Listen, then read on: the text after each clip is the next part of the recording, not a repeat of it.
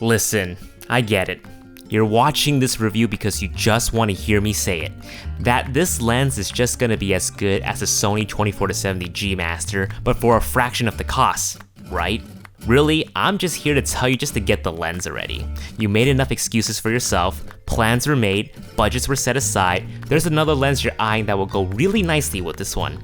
Just go for the Tamron 20-75 f2.8. For the constant aperture of f2.8, silent autofocus, great image quality, and its small form factor, it will be the best $800 you'll ever spend.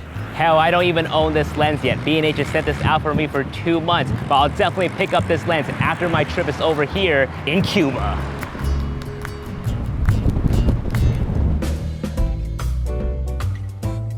What's going on, hybrid shooters? It's Jason Vong, and man, I am having some massive internet withdrawal right now. Wi-Fi access here is extremely limited. You can only use it at designated parks like this one here or this hotel behind me. But even then, it's $5 for an hour for only 3G speeds.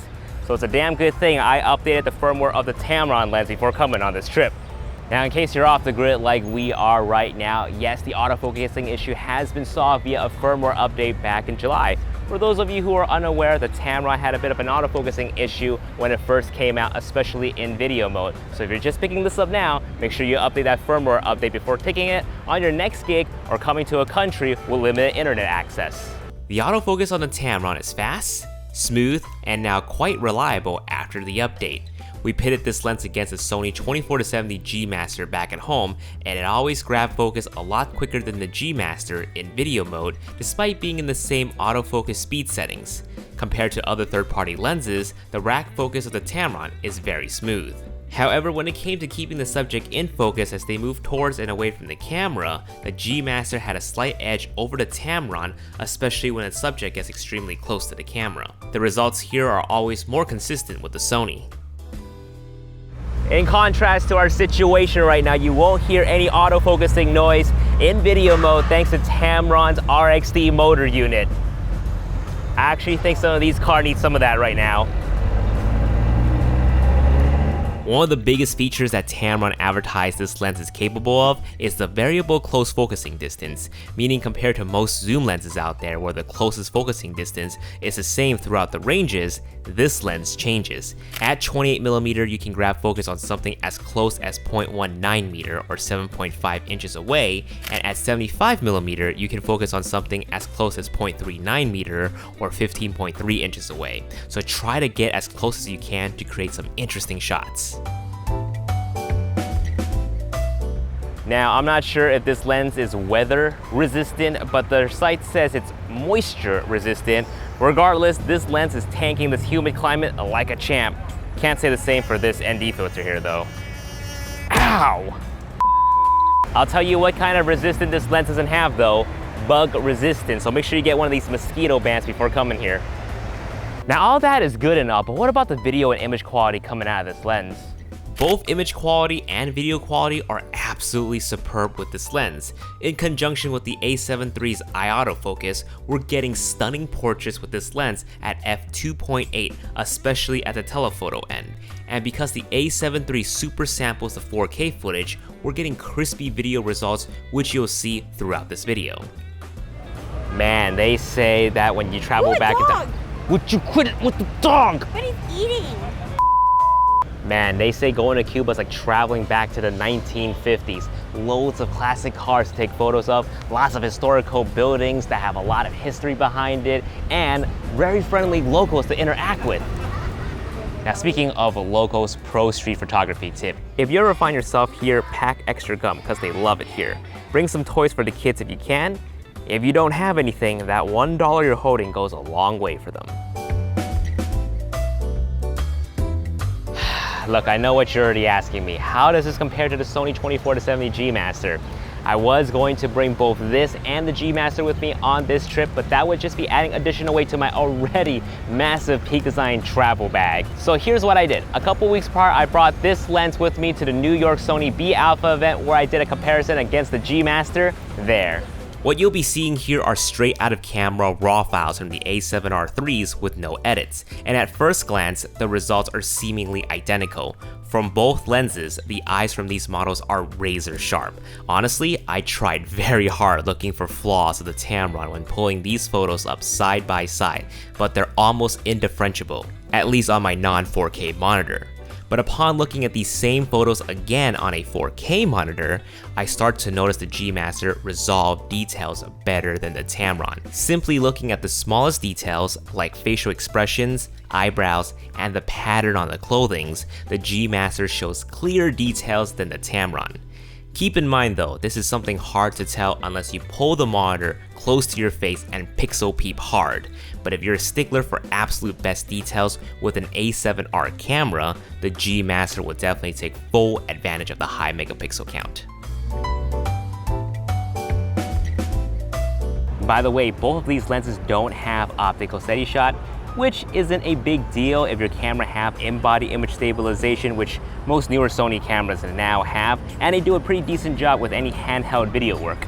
The Tamron also lacks an autofocus manual focus toggle and a focus hold button, two things you'll find on the G Master that may or may not help with your workflow. While the G Master does have a few advantages over the Tamron lens, there's no denying the friendlier form factor of this one right here. Honestly, if I didn't have to make a comparison or a review and just need that one lightweight zoom lens for travel, this would be it. Compared to the G Master, this is 1 whole pound lighter. But the friendlier form factor does come at a cost. The reason why it's so lightweight is because you can really feel the plastic build of this lens. And the reason why it's so small is because at the widest, it's 28mm. Therefore, the barrel size here is much smaller compared to the Sony 24-70 G Master. And we'll definitely get into the whole 24mm versus 28mm debate, whether that extra 4mm is gonna make a world of a difference or not. But just to round out here really quickly, if I had to be nitpicky about this lens, it would be that the zoom ring and the focus ring are inverted. So if you're used to the focus ring being on the outer part of the lens, and the zoom ring being in the inner part of the lens, then you're gonna be in for a surprise. But personally for me, I got used to this flip extremely quickly just because of how small this lens is. All right, here comes the fiery debate. Drop in the comments down below. Is 28mm wide enough? Is that extra 4mm on the 24-105 or 24-70 going to make a world of a difference? There is going to be a divide in the comment section later if you scroll down. Now, some people would argue that it isn't, and there'll be some folks who will tell those people just to take a step back. But here comes my honest opinion, and it's okay to disagree with me, but I love pineapple on my pizzas. I don't think 28mm is wide enough, and I'm not ashamed of saying that or anything. I'm just crouching down here next to this car because we're losing shade and the sun is coming out. But it could just be me being so used to using a 24-70 for so many years now that when I'm at my widest with the Tamron, something just feels off. And sometimes it's not as simple as taking a step back. Sometimes you're in a narrow area where backing up isn't an option, and I ran into that situation a lot in Cuba. If you were thinking about vlogging with this lens, unless you have a giraffe neck as an arm, I say forget about it. So I'll say this, if this is gonna be your first lens ever, just go ahead and get it. You're not gonna see what the big fuss is about. But if you're looking for that one all-encompassing lens, that lens that's gonna take you from point A to point B, then you might wanna consider the 24-105 or the 24-70. At 24mm, you'll still be able to squeeze your head into frame. There's birds pooping on my leg right now, but for all my a6000 users, just bear in mind if you want to use this lens, you're going to get that 1.5 times crop when you use this lens on your camera. You're going to be getting about 42 to 112.5mm, so make sure you still have your kit lens around or something a bit wider in your bag when you go traveling. I really cannot stress this enough. Whether you're a casual or pro, portrait photographer or documentary filmmaker, travel enthusiast or YouTube vlogger, the amazing compact form factor of this mid-range zoom lens will be so darn convenient for any hybrid shooting scenarios. For $800, the only thing you'll be skimping out on is the build quality. But really, you're actually underpaying for great image quality, above average video autofocus performance, and a fantastic travel companion for years to come. Now, I won't sell my 24-70 G Master for it, but the Tamron 20-75 f2.8 will definitely have a spot in my bag, as it'll be my go-to a7III lens for any run and gun hybrid shoots. All right, so we have less than 24 hours left out here in Cuba. It's time to enjoy the beach. Thanks for watching this review, guys. I'll see you guys back in the States. Peace.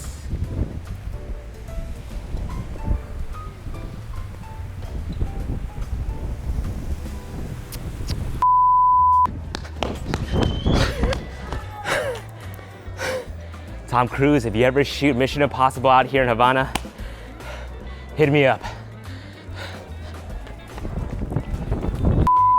Where are you from? De aquí de Cuba. You're from Cuba? Sí. What? Really? Tienen que bajar por Ovi. That is insane. This guy from Cuba follows me on Instagram. I didn't know they have Instagram here. Oh my God! I got it.